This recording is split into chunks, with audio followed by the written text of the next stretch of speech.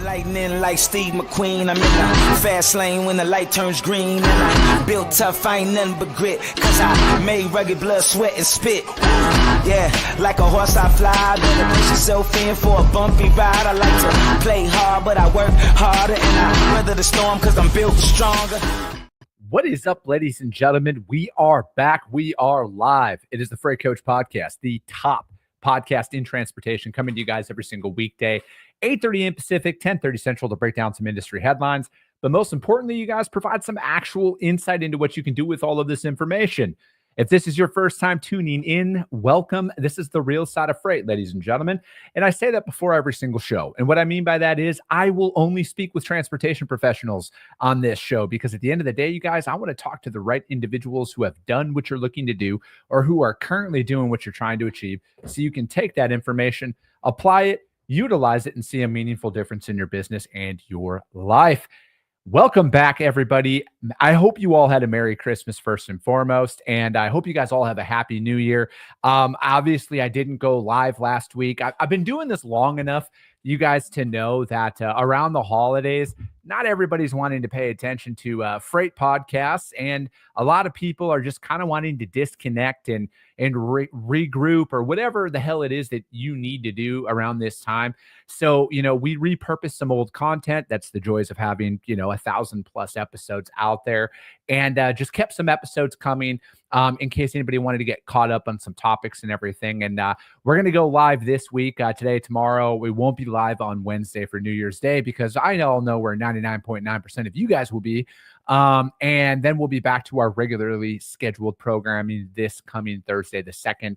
And yeah, so, we will be going through and changing things up a little bit in the new year. We'll have some exciting announcements to go on out there, because, as the time has gone by, I've gotten a lot of data and a lot of information on what works in the show, what doesn't work in the show, what's popular, what's not. And we're going to continue to hone that stuff in. One thing we're going to continue to push, though, in the new year is the newsletter that I have. You guys, every single week, we release a newsletter on Wednesdays. And then if you just go to my website, thefreightcoach.com, which is right up here, you can go and register for that. Again, you guys, it's going to evolve into more industry tactics, strategies, everything essentially that we're doing on the show. But we want to go out there in the written format, because some people might hate the sound of my voice, but they like the flow of the newsletter. So they want to just read it on there. And we will be doing that on a weekly basis out there. I don't auto sign anybody up, just like I don't buy downloads. I don't buy subscribers. I don't buy any of that shit, because I believe in a meritocracy. I believe that everything is earned. And if you want to pay attention to my content, I would love for you to subscribe. The audio only replay is on iTunes and Spotify. If you want to watch it over on YouTube and you want to subscribe to it on there, I would appreciate that. But I'm not going to artificially inflate any of my data, because I feel like you're just lying to yourself at that point. And I don't do this to become famous. I do this because I have an absolute love for educating people on the transportation industry through my trials and errors, through my experiences, and through my guest experiences. And that's one thing that we're going to never deviate away from. I want to focus on value, and I want to focus on creating a platform that individuals can utilize to benefit their business, and know that they're learning from people who have actually done the job. Because yes, I have advertisers for the show. I am very, very fortunate to do that and to have them, but I'm not selling you a course on this show. All right. I get a DM probably every day asking, where's your course? How do I sign up? What's this? I don't have a course. You just listen to the show. You hit up my advertisers. That's how you can support the show and go out there and see their stuff, because all this information that we talk about on here is applicable to your business. And I want you guys to be able to do that and know that it's coming from people who've actually done the job. One of my biggest motivations for this podcast is to drown out all those bullshit fake internet actors who try and sell people something that have never actually done the work before. I don't know all the answers. I'm never going to act like I know all the answers.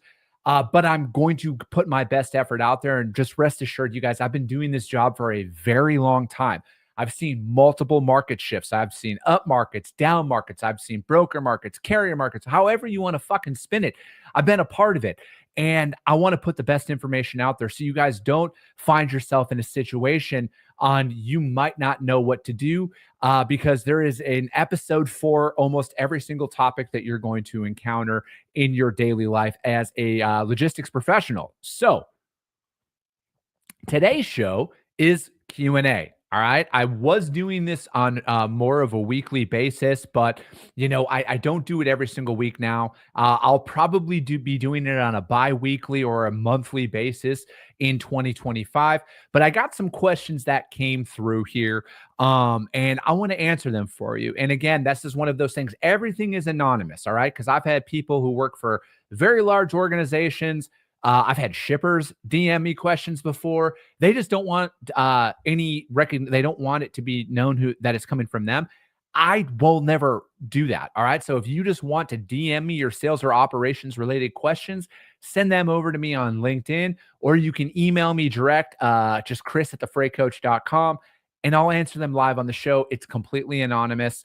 And we're just here to help with a lot of our information. And that's all we will do. Or if you want to drop them in the chat on the live stream, drop them in the chat on the live stream. I will answer them. I don't always see the comments because LinkedIn does not show them on the streaming platform that I use, at least consistently. So with that being said, let's jump into some Q&A. And this one I would love to hear your thoughts on outreach and finding the balance between staying relevant and being annoying with your prospects. This is a great question, and this has multiple answers. If you ask any sales rep, you could ask 100 sales reps and you're going to get 100 different responses. This is something that I personally apply. All right. When I'm out there cold calling, you're going to get a myriad of different responses that come with that, right? You're going to hear, we're good right now. And it's okay to keep following up. You're going to hear, hey, we're making changes. Reach out to us in December, whatever that is. And I always boil it down to as simple as this. I listen to whatever the prospect says. If the prospect tells me, say Janine is her name, and it's September, and Janine says, hey, Chris, we're not adding anybody right now. We take a look at our network in December. Why don't you call me back in December? Some people are going to say, oh, I'm going to call her back. I'm not. I am literally going to take a note, and I am going to call Janine back in December. And I'm going to say, hey, Janine, this is Chris Jolly. We spoke back in in September, and you told me to reach out to you back then. And I'm just calling just to kind of reintroduce myself and essentially listen to what you had said. This is who we are. This is what we do. And I want to follow what the prospect says because I am just convinced of this. All right. And here is a very real example of what of this exact scenario. I had reached out to somebody. It was June of 2024. And they had said, hey, Chris, we're not adding anybody or making literally any changes. We reassess our network at the end of the year. If you reach out to us in December, that would be a great time for us to talk. So I listened to what they said. I reached out to him in December of this year. And guess what? Hey, Chris, thank you for following up. We would love to discuss our transportation with you for 2025. We've added your information into our system. Let's touch base after the new year. Sounds like a pretty good deal, right? I think that I would have talked myself out of that opportunity if I would have kept following up with them in the meantime. I used the exact email outreach that I had been communicating with them on. I just followed up with that because I truly feel like every time you reach out, you're going to be lumped into one of two categories: the fucking absolutely never under any circumstances category, or the, yeah, we'll consider you when you follow back up with us. If you follow back up with us in a way that is what they're really asking for. I truly feel that every prospect and customer will tell you exactly how to prospect them if you take the time to actually listen to them. Some people are going to say follow up all the time. I don't agree with that at all. This is just a personal preference of mine because I actually don't want to be known as that pesky sales rep, right? I believe in long-term brand equity that I'm going out there where I want people, anytime they hear my name or anybody's name from the company, from my company, I want them to think of quality. All right. And I truly feel like if you go out there and they tell you, hey, we're not adding anybody till December, and you fucking call them in 2 weeks or the next week or whatever it is, I think it's just you're doing too much. I truly do. I feel like you're doing too much and you're going to talk yourself out of way more opportunities than if you think about this in the long term. And I get it. If you got a boss who's pushing down your throat, you got to add people, you got to add people, you got to add people. I get it. But I feel like you will be doing yourself a disservice by becoming annoying.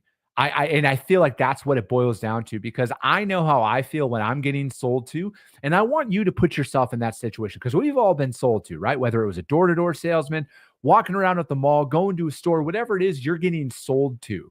And you know you're getting sold to. And how do you want to be on the other end of that, right? I look at it, there's a lot of examples. I know so in Arizona where I live, ton of solar salesmen that come by your house weekly minimum. And I've told a couple of them, I'm like, hey, listen, we just invested some money into our backyard. We're not looking to make any changes. There's a couple of companies who are like, hey, man, that's great. I'm glad you're making home improvements.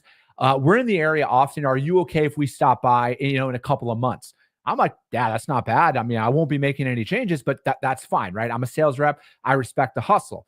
But the people who continue to try and sell, I have all their cards in a pile of a company of who I will never buy from. And if I feel that way as a consumer, I can only imagine how somebody else would feel if they were the decision maker at a large transportation company or at a, whatever that looks like. So again, I think like there's a lot of cues out there that we can pay attention to. Steve Setka says, got to be in the picture, but not always. Touching base or checking in every day, but follow up with the relevant cadence for a specific prospect. Ask, you said, listen to the prospect. And yeah, I'm right there with you, man. You really have to play it carefully, because I feel like you can talk yourself out of way more opportunities than you think by just not paying attention and putting your needs first. Because you know what?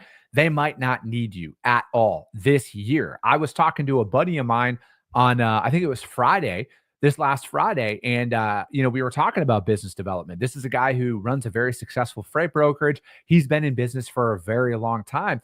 And he had said it. He was like, yeah, there's a couple of people that I'm prospecting that said, we are literally not taking on any new vendors of anything, from the people we buy our coffee from to the people we buy our paper from, or any of that stuff. No, we are not making any changes at all. And again, people, you guys are going to be watching their costs, are going to be doing any of that stuff. So that's a very constant thing. And I think like your customers, your prospects are always going to tell you everything that you need to hear. It's just, do you want to hear it in that moment? And there is another part of this question, because this individual sent me a few questions, so I'm going to answer them all today. And then it says, how do I provide value and not just sell every time you reach out?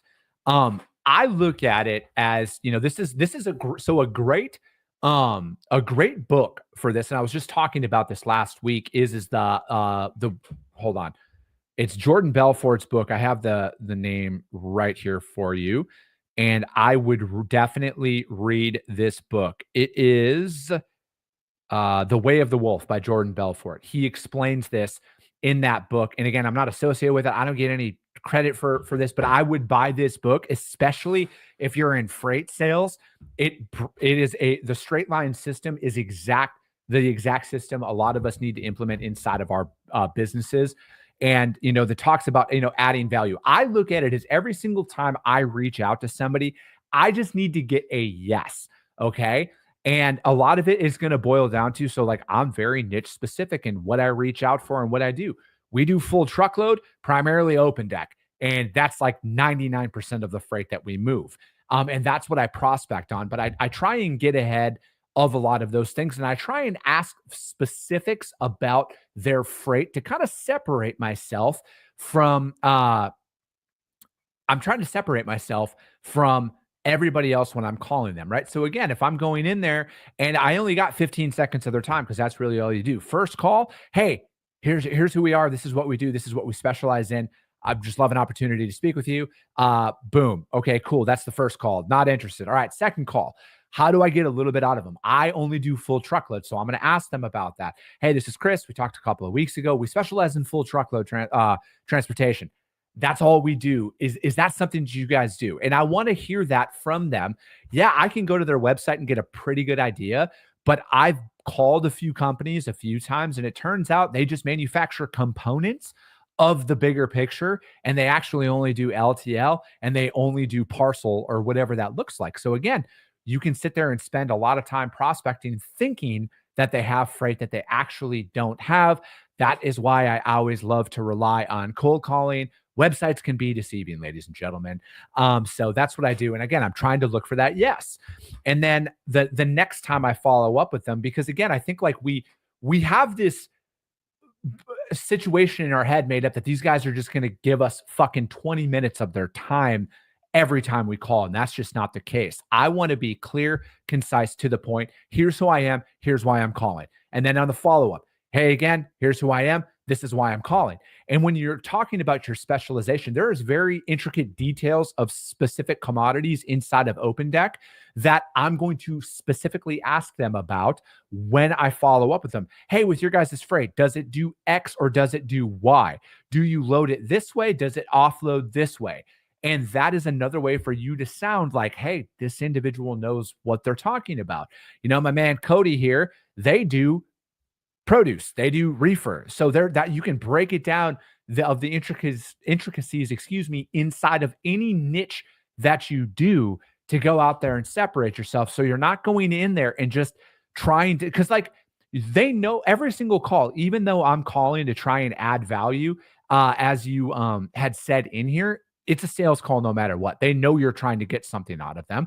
That's fine. So it's just like that's the elephant in the room, and that's okay with it. You don't like everybody knows why you're calling. You're not like you don't develop rapport with somebody in the prospecting phase, right? Like very rarely are you going to become BFFs with your prospect and go fucking play golf or, you know, go out and meet each other's families and shit like that, right? So I personally like to keep it all business on the front end and then focus on building the relationship on the back end.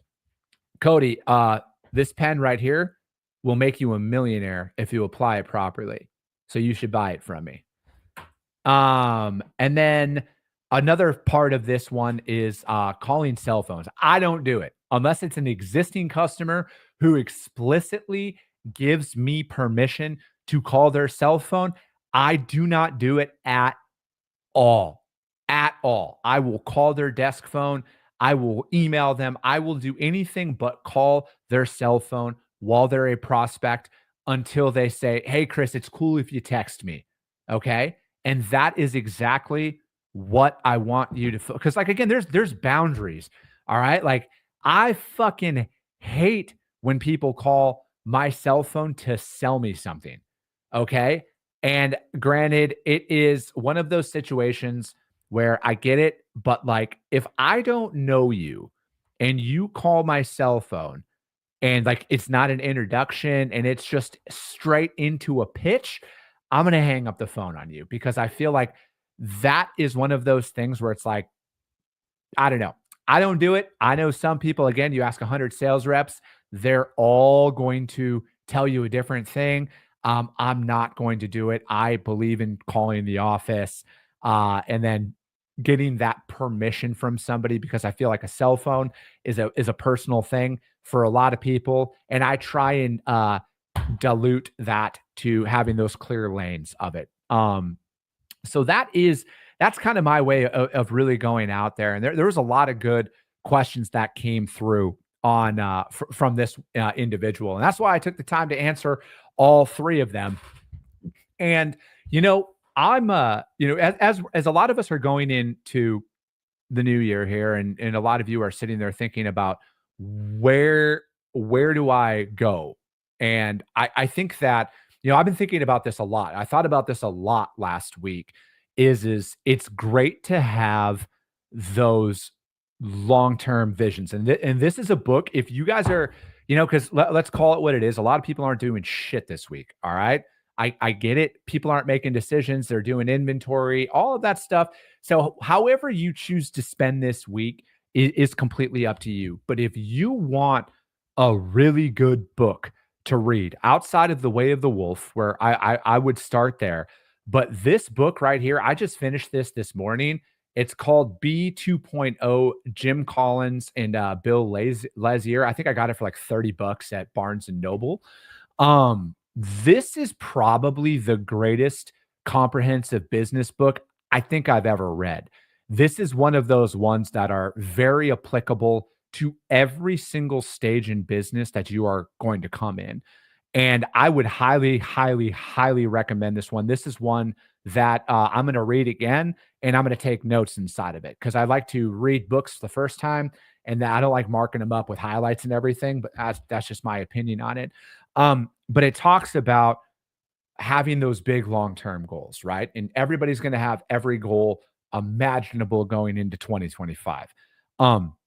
But you really need to level with yourself on where are you actually, all right? Because yeah, my big long-term goal is to build the largest transportation company in North American history that fundamentally fucking changes everything. And that's what I'm going to do. But it's not going to happen in 2 years. It's not going to happen in 5 years. That's like my life's work that I'm laying out there. And I got to go and bring it and scale it all the way back to where am I today and what is the next digestible bite. I think that's why a lot of people fail in fitness. That's why a lot of people fail in a lot of things is they try and take too big of bites. They rely on motivation. Motivation is bullshit. I'm going to be the first one to say it. Discipline is everything. And, a lot of it comes down to my word that I am doubling down on for 2025 is going to be consistency. All right. And consistency can be really good or it can be really bad. I was consistently an alcoholic for a very long time. I had no fucking problem drinking every single day. And how I'm channeling that, though, is where the applicability, I don't even know if that's a word. I went to public school, forgive me, is where it's going to come in, right? Where it's like, I am going to consistently hit my sales calls every single day in 2025. I will not miss a day that I set out to make those dials. And again, maybe, wherever you are, again, just be honest with yourself. Like I've laid this out there. If you're not even making 5 cold calls a day right now, and you want to start making cold calls, don't fucking have 1 or 2 days where you're making 75. All right. Because you're going to eventually quit. You're going to eventually get burned out because you're going to realize it doesn't matter if you make 5 calls or 75 calls. You still get told no every fucking time. And then you're going to hit that eventual wall where you're like, damn, why am I even doing this? But if you do 5 calls a day, say, hypothetical example, you guys here, hypothetical, you do 5 calls a day, every day for 2 straight weeks.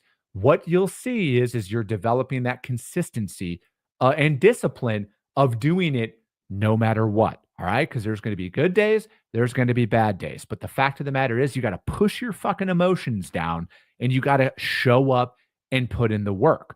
Okay. And from my perspective, you will be way more effective in the long term because, again, this is a lifetime journey for Chris Jolly. All right. This is a lifetime journey. I'm not looking to exit. I'm not looking for investment. I'm looking to build the best fucking company that I possibly can over the course of my life.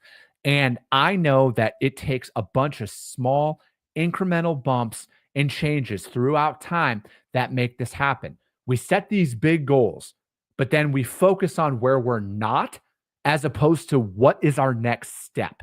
And that is something that I am going to very much focus on in 2025. What's that next step? All right. What's that next step in my journey? Is it 50 loads a day or 100 loads a day? Or maybe it's just 5 cold calls a day, every day for an extended period of time. You just need to start. And then what you'll realize is maybe those 5 calls took you 2 hours because you had a bunch of anxiety. You fucking were shaking and you made those calls and it took you 2 hours. But then after a couple of weeks, you're getting it done in maybe it's getting done in an hour, right? And then eventually you shorten that up where you're rocking those 5 calls and you realize Nobody's actually reaching through the phone and punching me in the face. And maybe I should add 5 more calls on. And then slowly over time, when you're consistently showing up every single day and you're getting those incremental bumps of improvement, that's where the real magic lies, throughout time. So from my opinion, as you're going in and trying to set these goals, have those big, audacious, massive goals, but focus on the next step. Where's that little bit of improvement that you need to make to get to that next level? Because if you sit there and think, why am I not here yet? Because if you're on social media, everybody's a fucking billionaire. Everybody on LinkedIn right now is the most successful freight broker of all fucking time that has 87 streams of income, that has all of it figured out, which, let's be honest, you guys, 99.9% of people are full of shit and lying in some capacity. Very few people openly admit to how long it takes and how hard it actually is to do it day in and day out. And I think that, and then again, ultimately, nobody else's business is your fucking business. You can sit there and see a bunch of shit, but like at the end of the day, you got to focus on you. You got to focus on your results, your P&L, and your progress. Because just like nobody who's listening to this or watching this is going to come and do my work for me, I am equally not going to go and do your work for you because I got my own shit, right? And I think like as long as you're honest with yourself about where you are, and then you commit to consistently showing up and trying to better yourself every single day. And it's not easy. Again, this is very simple. It's just not easy. And again, Andy Frisella talks about this all the time. Ed Milet talks about this stuff all the time on their content. There are great resources out there, you guys, and they're free podcasts as well. Go and listen to that stuff, what you consume and everything, and you'll realize that like you're not as far away as you think you are. You're just a couple of small tweaks. That's really what it is. You're a couple of small tweaks, because I will take the individual who shows up every single day and puts in the work over the individual who can do it for a couple of times and then stop for a few days and then do it for a couple of more times and then stop for a few days. You need to show up day in and day out and put in the work. It takes a lot longer than you think. There is no instant rewards. Nobody's got it all figured out. You're not lost. You just need to focus on you. Be honest with yourself on where you are and what you need to do, and then just keep inching that needle forward. But that's going to be it for today, you guys. I'm going to do like a year in review show tomorrow. We're going to break down some headlines. And again, if you guys have any other questions you guys want answered, DM them over to me, you guys. Again, everything is anonymous. All right. I understand some of you don't want that, and that's fine. I'll say your name if you want me to. That's cool. But if you don't, that's fine as well. I believe in anonymity, and send that over to me. But that's going to be it for today, you guys. Subscribe and share to the show. All right. If you get value in what you hear, go out there, you guys. If you guys could do me a solid and subscribe on iTunes or Spotify, or if you could rank the show on there, that's what really helps get the word out to other individuals is those rankings and everything. So if you guys could do that, that would be awesome. But I'll be back tomorrow. As always, you guys, I appreciate you guys. I love you guys, and we'll be talking to you soon.